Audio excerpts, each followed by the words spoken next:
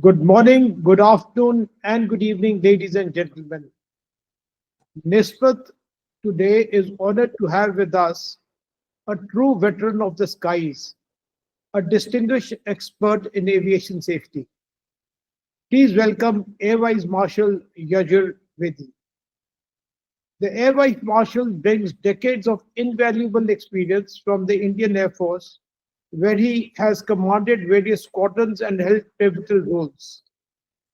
Crucially for our discussion today, he possesses extensive first-hand experience flying various Boeing aircraft, including the highly advanced 737-800 series.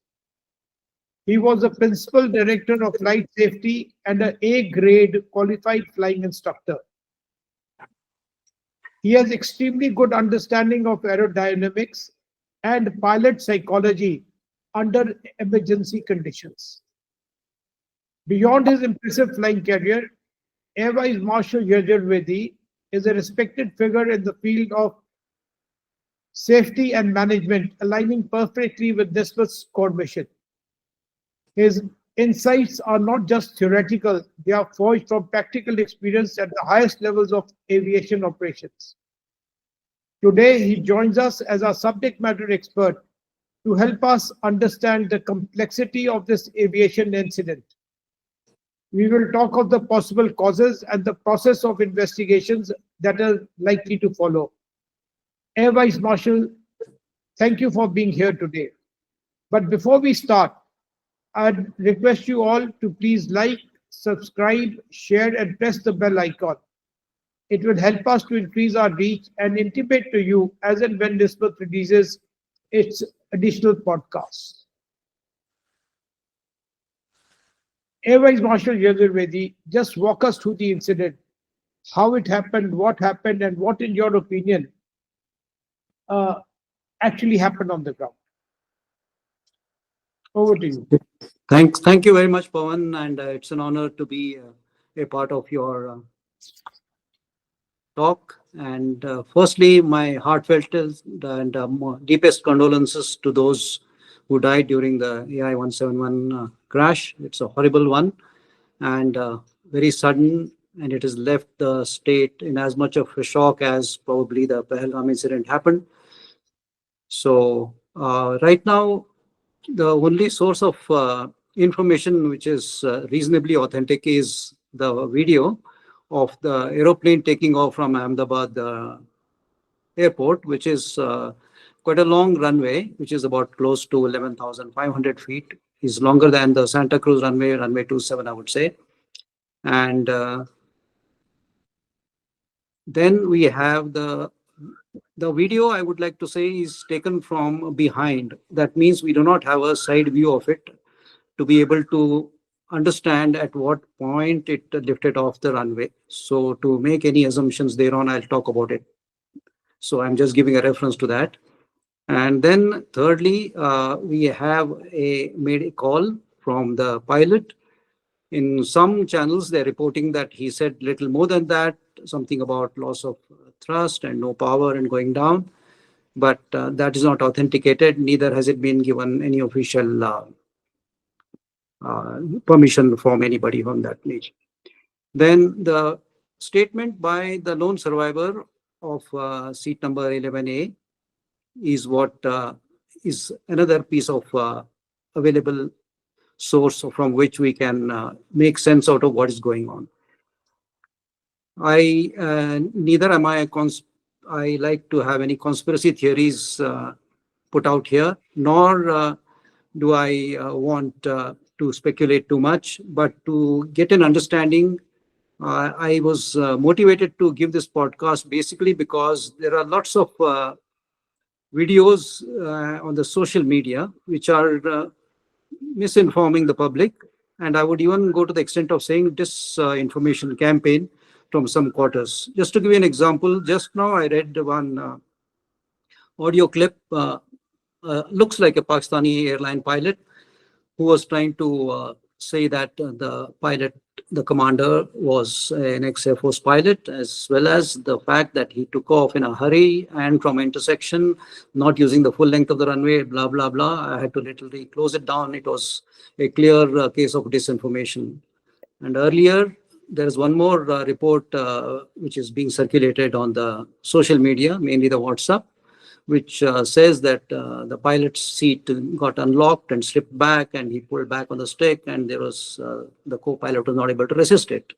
Well, these are actually very ridiculous. But what I'm more concerned is some of the Western pilots, extremely experienced with gray hair and thousands and thousands of, I would say, about 15,000 hours of experience, arriving at some very quick conclusions based on very limited information. One of them being a mix-up between gear and a flap, and then one captain from, I think, Australia trying to say that it was a power-on stall, most probably mishandled by the pilot. So I have seen this kind of coverage even on the TV, where people are trying to now bring back some sanity into speculation and say that is there some kind of a campaign going around to malign our systems in the pilot community in particular. I wouldn't like to venture a guess on that, but let's keep this more objective. I would simply go through the basics which are available to me, and that is firstly the takeoff time, which is very much in conformity with the schedule of the takeoff time. That means there was absolutely no hurry at all in anybody's, the pilots or the staff which was handling the aeroplane, which had come from Delhi and landed at Ahmedabad and was to take off for Gatwick. And secondly, it was the time of takeoff was a very, very comfortable time of takeoff, which was around 1:30. And that is when most pilots are most comfortable, having got up not too early, have had their breakfast and a pre-lunch, etc., well fed, and very, very much alive to the situation, I would say. Unlike those who are forced to take off at unearthly hours, so we call it the circadian time of the night, which is something like starting around 12:30, 1:30, 2 o'clock in the morning, which are where you're not at your best, I would say. So the time of takeoff was good. It was took off in time without any hurry whatsoever. Weather was actually very good, and there have been some reports saying that it was quite a hot day. I would say 37 degrees as per the METAR, with a very mild wind, which is coming from 270, taking off from 23 with about 5 to 8 knots or so. Is a very, very good weather, I would say. So weather is good, time is good, and the departure is on time, no hurry at all. And his takeoff is obviously from the beginning of the runway, so there is no compromise on any safety issues there. Takeoff seems to be absolutely normal to me because the takeoff length cannot be assessed because it is video is from rear of the aeroplane, and there is no way we can cross-check at what point he lifted off. Then we have a situation where I would like to bring in here that after the takeoff, there is a simple call given by the pilot monitoring, which is in this case, in all probability, could be the first officer, who says there is a positive rate, which means the aeroplane is climbing at an absolutely normal rate with a positive climb. And when that call comes, the captain or the pilot flying says, put the gear up or the gear up, and then the gear is put up. And all of this happens within, I would say, the instruction to put the gear up comes about 30 to 40 feet above the ground. And by about 70, and I would say, well, less than 100 feet, the gear really is fully up. And this has not happened in this case. So most of the, some of the experts who are giving their comments on this are trying to say they forgot to put the gear up, or the pilots took the mistook between the flap and the gear. Both the theories actually do not hold any water whatsoever. I would like to come to one by one in this situation. Firstly, the gear lever is on the front console. That means the front vertical panel of the aeroplane, which means slightly parallel to the face, I would say, for which you have to reach forward a little bit, and there's a slot of the in the lever which is slotted, and therefore you have to press it and thereafter put the gear up, and it's a very, very distinctive action. Whereas the flap lever is almost right on the throttle quadrant, which is on the, let's say, for the pilot on the right side, it will be almost on the left thigh of him. And that also needs to be lifted and switch and put forward if the flaps have to be selected up. So the question of mixing between the flap and the gear is never going to be a case, in my opinion, and it's not a possibility at all. I'll rule it out straight away. And mostly this action is so muscle memoried in the pilots, that is positive rate gear up is a very, very, very standard call, which is right now almost in the muscle memory, and it never really fails to do the correct action. So there is no possibility of mixing between the two. So I would say this is, I will flag as the first anomaly, which has not happened in the way it should have happened. And thereafter, the aeroplane has actually traveled from the liftoff to the impact point. I would say the crash is just about 32 seconds. And aeroplane seems to be climbing reasonably okay, however, with the gear down, and therefore the climb rate is bound to be a little lesser than the normal. At which stage, within about, from the liftoff to about 11 seconds or so, there seems to be a stoppage of climb, and thereafter the aeroplane has gone into a descent. So almost half the phase of its climbing, and other half, which is about 15 to 16 seconds or so, it's going down, and thereafter the nose comes up only towards the end to be able to soften the landing. So I would say, in terms of what could have happened, now we also have seen some videos which are showing that there is a change in the noise at the when it's descending, and that whining is supposed to be the ram air turbine, which is a small gadget which just drops off in case of a two-engine failure, as well as in an electrical failure, total electrical failure. And this could have happened, and this particular, if the whine has been recorded, because it makes a screeching sound, it's a high frequency sound because of the operation. And if this has been recorded in the video, then in all probability, it is only possible to have overpowered the engine noise, which was not operating. That means the engines are silent. So all indications show that there has been a catastrophic failure, either an electrical one followed by an engine one, or engine which also will give you an electrical failure. And this, yeah. Some people are also saying that it is probably a fuel fault in the system, or it can be a sabotage, or it can be, something to do with the ground inspection not being done properly, Okay. or there were some faults which the airline forced the pilot to sort of ignore. Do you think anything like this can also happen? Okay, so those who are putting up these theories have gone in a reverse engineering manner. Like when we say there is a dual engine failure, normally it can happen because of fuel starvation, contamination, or some kind of a bird hit, or a mechanical failure, or say compressor blades, or both the engines breaking at the same time, which is absolutely highly improbable in my opinion, even in 1 in billion chances of that thing, sort of a thing happening. So in all these situations, in bird hit, normally you would find that because the engines are so far apart, that flock wasn't seen of that nature, and this is not a migratory season anyway. So that what had happened in this Hudson River case is not a comparison in this situation whatsoever, in my opinion.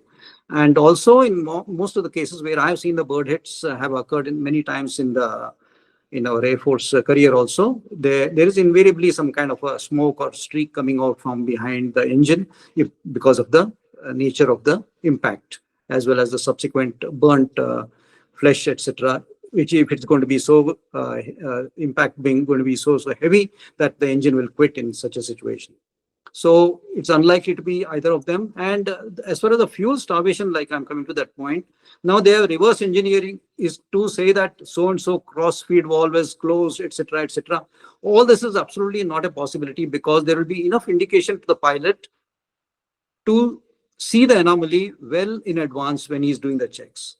And therefore, in a modern and high-tech aeroplane like the 787, it is not a possibility. This theory has been put up only because he's reversed it, because the engine failure has happened because of fuel starvation, and fuel starvation can occur because of ABC.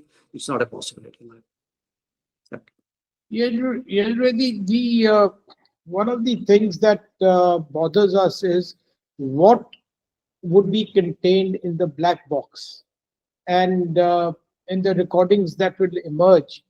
Uh, Okay. what do you think is likely to happen there? Okay. Okay. Before that, I'll also want to give you one more input, that is about the Mayday. Okay. Now, Mayday, Mayday call, we say it thrice, Mayday, Mayday, Mayday, and thereafter transmit the nature of the problem. And Mayday, there are two calls. One is called a pan call, and one is a Mayday, Mayday call. For example, in case of a single engine failure, we give a pan call, indicating that it is not such a grave emergency, which also goes to show that airlines are so safe that even in case of a single engine failure at the most critical time of a takeoff, the aeroplane is able to either reject the takeoff and stop comfortably on the runway, or if it is cross that reject takeoff speed, then it will be able to climb comfortably without any problem and continue on to gain altitude. Thereafter, obviously, he's not going to continue the flight with a single engine. He's going to recover back to the sea. And therefore, coming back to the Mayday call is normally given in order to announce a very grave emergency, like in this case, either a total electrical failure or a dual engine failure or a complete loss of thrust, where the flight is unable to continue its flight or it has to go down. And it seems to coincide with, if this is to be believed to be true, that the pilot has also said there is no thrust, no power, and we're going down. We're going down, meaning we're going down. The Mayday call is already always given for two reasons. One is to prioritize recovery, to tell the ATC that I need all the assistance that I can get at this stage of my flight. And normally, if a Mayday call is received, the ATC will stop all other takeoffs as well as recoveries and landings, and allow this aeroplane almost a fully free hand to whatever he wishes to do so that he can recover back to the safety. Normally happens in case of fire on the engine, etc. And therefore, if the Mayday call is being given by the pilot, and Mayday call always is given after we do something called a memory action. In every emergency handling, there is something called a memory action, and then there is subsequent actions. Memory actions are reserved only for catastrophic failures, in which case you don't refer to the book or to the any page of the emergency book, and without that you carry out, because it is required all immediately, noticing the nature of the emergency. And thereafter we give the Mayday call. The Mayday call itself gives an indication that the pilot has had a problem which is technical in nature, and he's unable to continue the flight. Okay.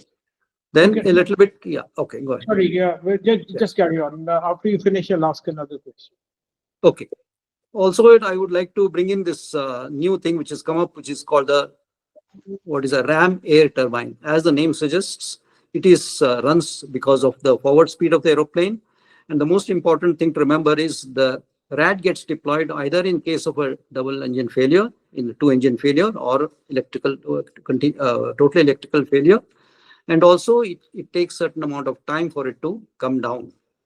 In the Airbus, I believe it takes about 8 odd seconds. In the this one take maybe around 12 to 15 seconds. I'm not sure about the exact timing because I've not flown the aeroplane. However, the whine is quite audible in this particular case, and it also confirms that the pilot has had some kind of a serious catastrophic failures.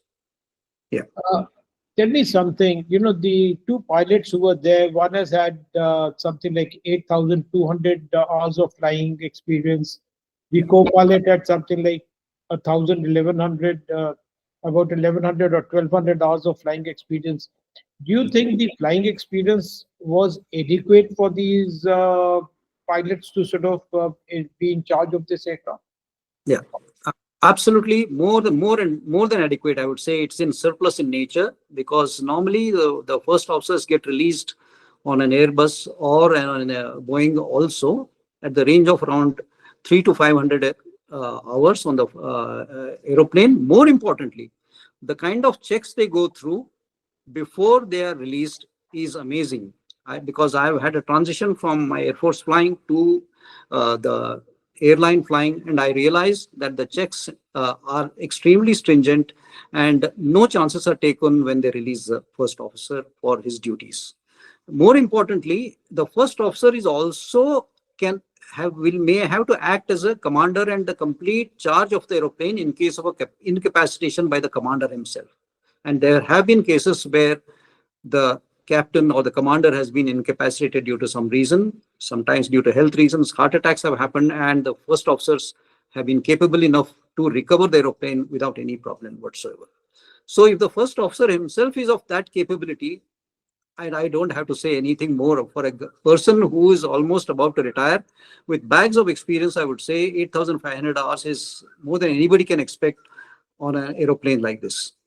The next important point I want to say is between in the entire analysis of the aircraft accidents, aeroplane accidents in the airline industry, almost 53 to 54% have taken place during the landing, and less than 10%, just about 8.5%, have taken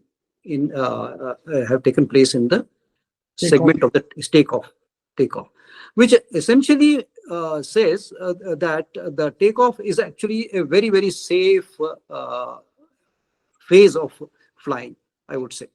It's a very safe, excepting in situations where you lose both the engines, or you lose complete electrical failure, or in case of a misbehavior, as it happened in the case of the Boeing Maxes. Both the Maxes misbehaved very badly because of spurious warnings, and the pilots were not able to cope with the situation. Anyway, we are not discussing that. We're coming back to the 787.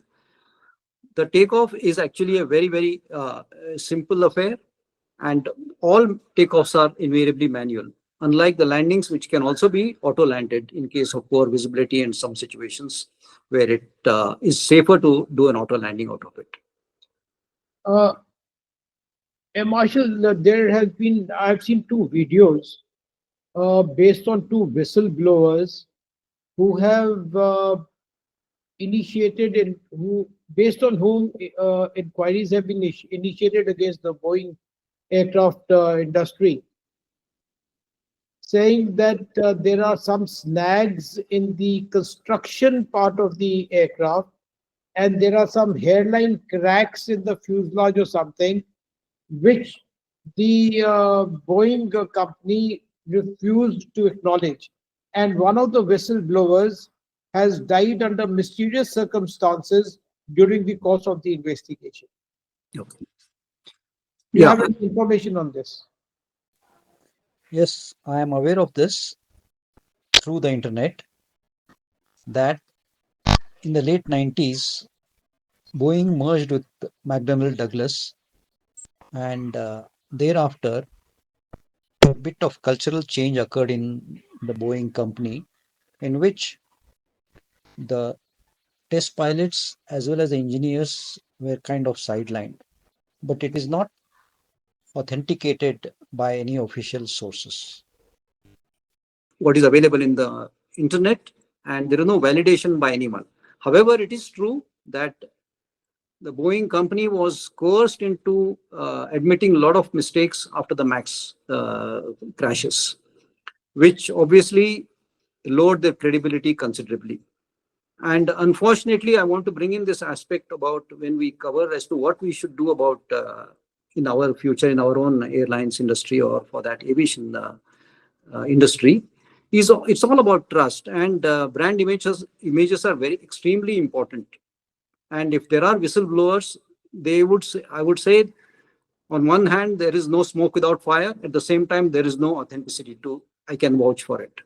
But since if one was to go by this theory about there is no smoke without fire, and there have been congressional hearings on this subject, and also the whistleblowers have come up and the mysterious deaths, etc., one can only conjecture. But it is up to the company now to make sure that there is complete transparency in every incident or even a minor accident, so that they build back the trust. And especially after this, I think the onus would lie on a synergetic approach of every player involved in this. And I would maybe I'm putting the cart before the horse as to what we need to do, but I would like to say it right now, to say that it is not just about one party, and it's not about them versus us. I think ultimately we are all public servants. The institutions are public servants, whether it's the government, whether it's the regulator, whether it is the operator, all the three, and of course, most importantly, the OEM, that is the aeroplane itself. These are, there has to be synergy between them, and it is up to the combination which has to gain the trust of the public, which has obviously been quite no. I think right now it is a very apprehensive atmosphere which is built up, especially because in the last 2 days we also have two 787s having gone back after taking off because of technical defects. One, of course, I think happened because of some other reason, not a technical defect as such. So this again would create more conspiracy theories. So to be very frank, like you had asked me this question about what does the black box reveal, what does the CVR reveal? Actually, they're not so as complicated as one can make out. Yes, for a complete investigation, you require to go into the depth of every second and then figure out what's going to happen.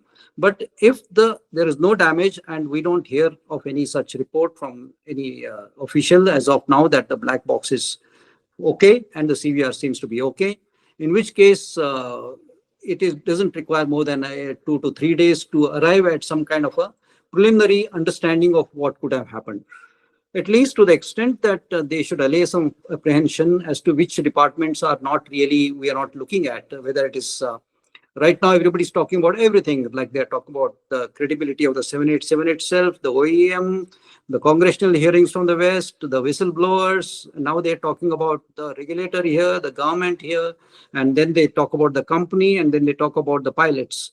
So can we at least have some kind of a preliminary report by which you can say, okay, it doesn't appear, yes, if there is a technical defect, then they can say there is a technical defect, and there is no harm at all, in my opinion, to release a few, understanding of what could have caused in all probability, and say that with a caveat, saying that this could change tomorrow and day after tomorrow, after having gone deeper. And I think the public would understand that we cannot have a full investigation. At the same time, to deny total understanding of practically no hint of what could have happened would not be correct. There is also reports in the social media saying that there is pressure from the United States and indirectly from the Boeing not to actually reveal the actual cause of the accident, so that the shares of the Boeing company are not impacted and the trust factor in the Boeing is not impacted. Have you heard the same? Yeah, and I'm not surprised at all, because I think, in my opinion, broader opinion, every organization, every society, every individual for that matter, every country, every company works with one thing called self-interest, and everyone protects it. It's a common knowledge. To say that it should be other way around will not be realistic in nature. I would say it will be utopian in nature. So fine, when a person might want to protect his interests and also the reputation of the brand image, and especially if it is gone down, one theory is to just keep mum, don't say anything. There'll be one more disaster taking place, so the world will go on to the other one, and the heat will be less on this one, which is not a very good move, in my opinion, because lots of times the public respects those who come forward and say that, yes, this mistake has been made, and this possibly is a reason why it has happened, and accept a bit of a loss and build back the trust. I think the trust is the most important thing in every organization. And today, the giants, the companies, in fact, whether it's Boeing or Airbus, whether it's Google or Amazon, etc., they all have become mega companies. Basically, they build trust with the public, with the people. And I'm saying, having flown up close to about 4,000, more than 4,500 hours on the Boeing 737-800, I had absolutely not a single non-normal situation. And I would say, oh, fantastic. The engine is fantastic. There is something called a vibration meter, which gives us the vibration of the engine at all times. And not even once had it exceeded its limits. To have come across from where we used to fly the Russian fighters, and the story about them. It's not the best of them, and it was really tough time for us, especially with the MiGs and the 21 MiG-23s and all that kind of a thing. It was a pleasure to fly. And today, if I hear some A787, who's actually a colleague of mine, an ex-Air Force pilot, he said, we love the aeroplane. He loves the 787. And it's true, and it's a fantastic aeroplane. It's the people who passengers are very happy with its noise reduction features, and it's a very comfortable one, very modern. It's a very easy to fly, and it gives you lots of facilities which otherwise the lesser aeroplanes don't do. Now, if it's all about trust now, and they have to do something about getting the trust back. And to my mind, transparency is the best way, and keeping shut and hoping that this, the heat will die down and now we'll forget about it soon is not a very good way to go forward. You see, considering the 787's advanced systems, how might data from onboard diagnostics beyond the black box contribute to painting a clearer picture of any system malfunction or anomalies leading up to the crash? Okay, the automated diagnostic systems, which are used essentially for the maintenance purposes, are very good in the modern aeroplane, in the high-tech aeroplane. Even for our Mirage 2000 and Rafale have all this particular thing. They all have line replacement units, unlike the older aeroplanes. So it is very, very easy to maintain, very easy to diagnose. And the kind of the softwares they have, it's engineer's dream to be servicing such aeroplanes. So it looks like some checks have been ordered. It is possible that some information has come through the FDR, which allows them to do that particular thing, or the OEM himself themselves have advised certain checks which have not been made in public, because it will only raise apprehension in the minds of the people because of speculation and saying that if they have ordered this so and so check.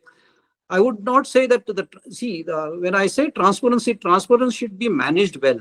Like in Ops Indoor, if you realize, there was a synergetic approach where the public saw the government, the ministries, the armed forces, and rest of the official narratives, the external affairs ministry, etc., all coming in on one page and taking the message forward.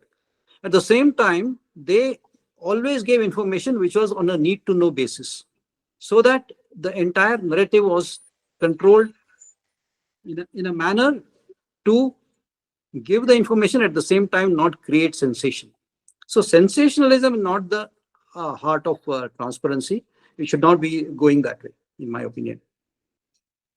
Now, beyond the technical failures, which is a possibility, what are the human factors that will be put up for scrutiny under the investigations, especially things like pilot training, crew resource management, fatigue to the pilots, the medical fitness of the pilots? What is your opinion on this part of the? Okay, I will make a very categorical statement in this regard. All of this right now exists in very good measure in the Indian aviation industry. In fact, I would like to say that it is done so in such a disciplined way, and no compromise is there on any of the checks and balances, especially for the pilot training. The pilot training and checks are so stringent in nature, and it's almost like every 6 months or so, there is a certain check. There's a medical check, then there is a route check, and also there is no immunity for any pilot, no matter what his designation is, no matter what his qualification is. Even an examiner is tested. And I would like to say to the public who may want to hear this particular podcast, that airline safety is one of the best. And this is the only skill-based profession for which the person performing the skill is tested in and out. All the time he's being tested.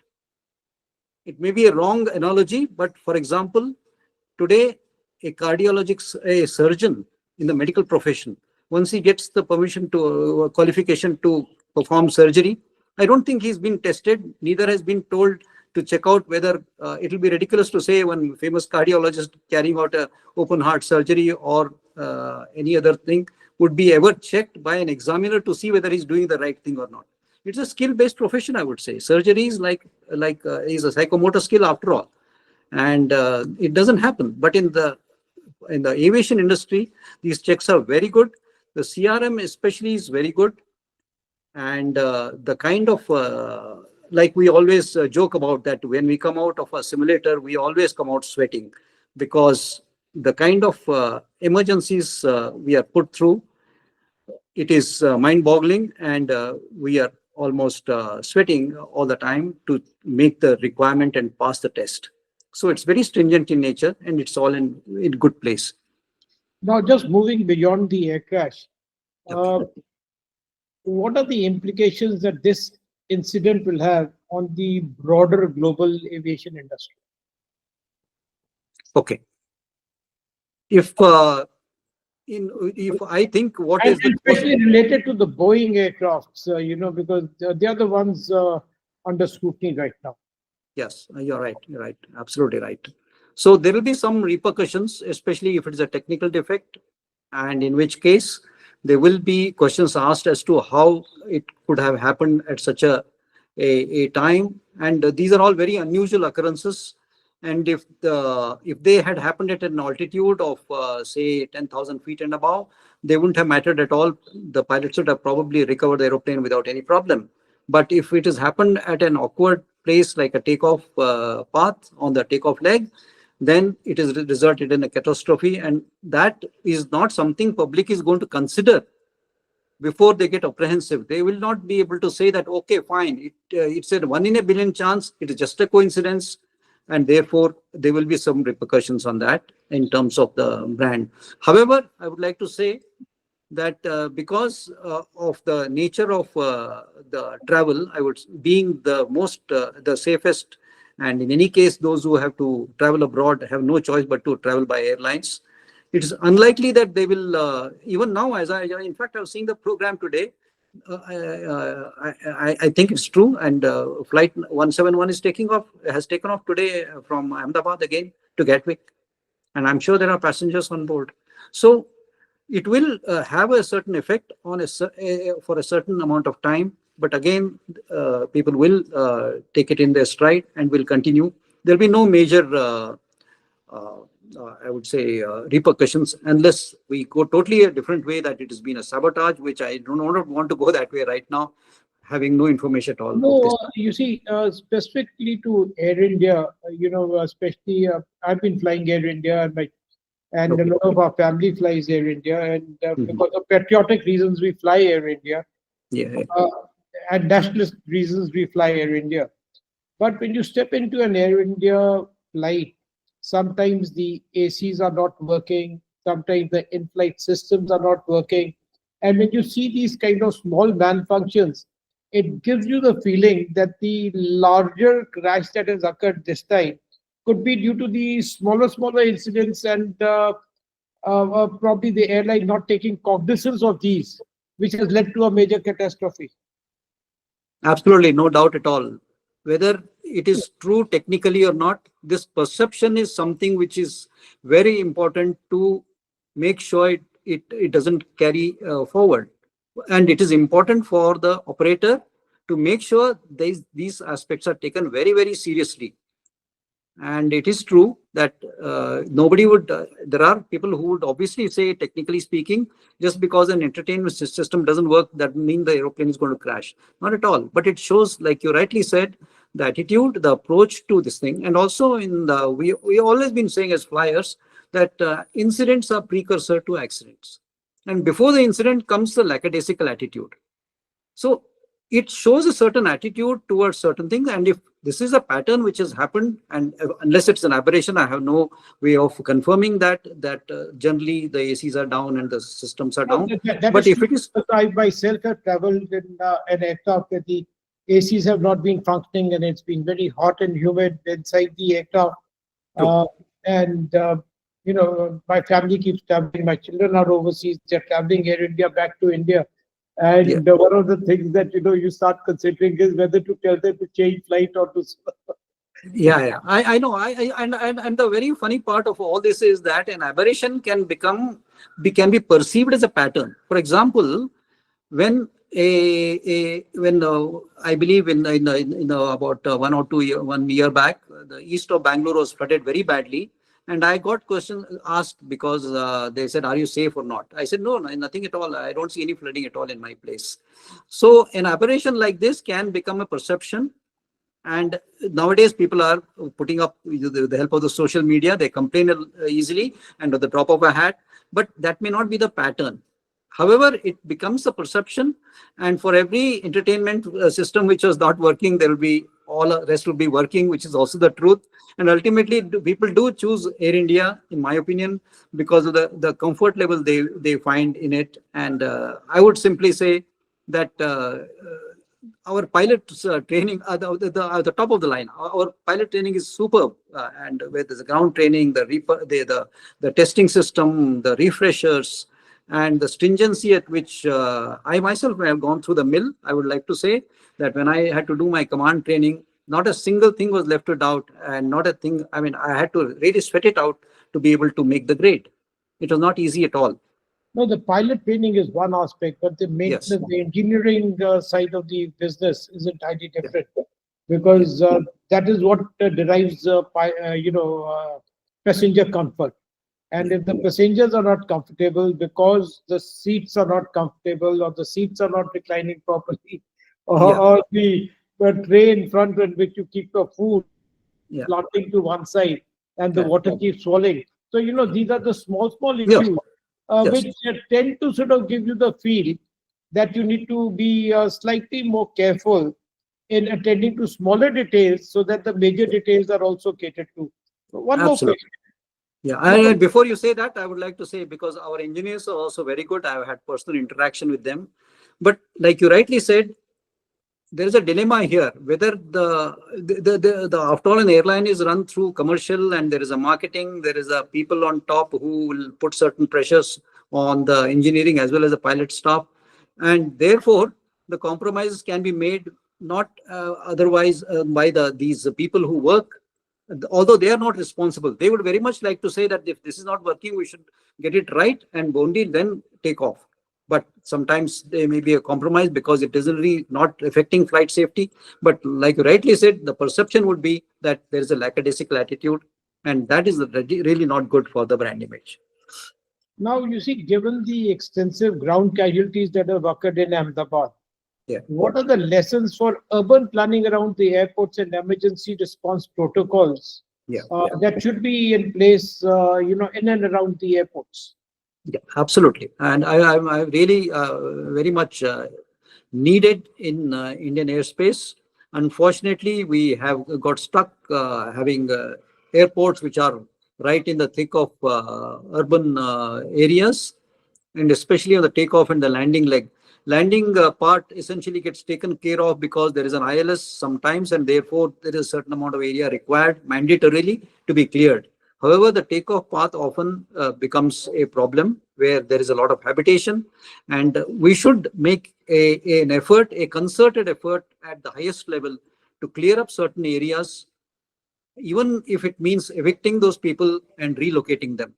And this is the actually where we have to show a certain amount of willpower and show the rest of the world that if India it can be done, it can be done anywhere else, and we should not accept the non-safe cones which are before the landing as well as on the takeoff path. No, you see, I'm personally aware of airports Yeah. where beyond the airports you have slaughterhouses. Yes. Beyond the airports you have Correct. high-rise buildings, Yes. and Yes. which are detrimental to feeling safe in while flying. Uh, yes. And now, one of the last questions that I have for you is for passengers. The Okay. sense of security can be deeply shaken by such events. So, Uh, what message of assurance or perspective should the airlines be offering uh, Okay. to the passengers who are booked on their flights for future? Yeah. Okay. So coming back to the slaughterhouse is absolutely right, and it is a problem. And if some reports have come about saying that in Ahmedabad also there have been birds, although in this case it is not probably, in all probability, is not the cause of the accident, but it was, there are birds in certain areas more than in some other airports. And it's the civil administration which actually has to be accountable in such a situation, that they have to buck up and clear up these areas. And whether there is a vote bank involved, etc., should not be the criteria when it comes to safety of the lives. And the next one which you are telling me, I would like to go back to the to allay the apprehension of the people, and more importantly to stop this speculation game as to what could have happened, and trying to, each one trying to point a finger at somebody else. We should have a conference in which probably the government, the operator, the regulator, as well as the OEM, they should all have a synergy among themselves and come and sit down. And if they do not want to answer any questions, they can say, this is what we would like to share at this particular point in time. And we want to assure the entire country, in entire world, that we're going to take this very seriously. We're going to take. And even, it's not about just putting up a message or giving some, okay, but no, I have said so, I'm going to look after the passengers, I'm going to do this particular thing. These are not the way we should be able to conduct. That's exactly why I would like to say, go back and say the way of Sindoor public relations was handled by our, was really, you can take an example out of that and apply it anywhere to any organization. They have to sit down. What's wrong with sitting down and be there, face the public? So much so that if you look at the recent accident, which is a very horrible accident in the USA, where the helicopter, I think the US Marine helicopter collided with one of the passenger aeroplanes. Even the POTUS, I think he made a remark. Yeah, he was there's something like this. So what I was trying to say is that we don't have to have the Prime Minister sitting in the press conference. Neither in the Op Sindoor area, it was not as if the chief of the air staff was sitting in the press conference. It was just simple, straightforward officials. I mean, why don't we learn from this example we have given to the entire country? It was just a wing commander and a colonel sitting and giving you the press briefs, and this is what we'd have to say. And in the first conference, they said we will not accept any questions. It is up to the prerogative, but you have to win the trust. Trust is important at the end of the day, whether it is the OEM, whether it is the regulator, whether it is the operator, whether it's the government. We all must remember we are public servants. Just only a public sector unit doesn't become a public servant. Even a private sector is a public servant, in my opinion. And the leadership must show its quality at this stage. Head of these institutions must gather together and agree to face the public and the press. I mean, after all, for us, they cannot face each and every countryman.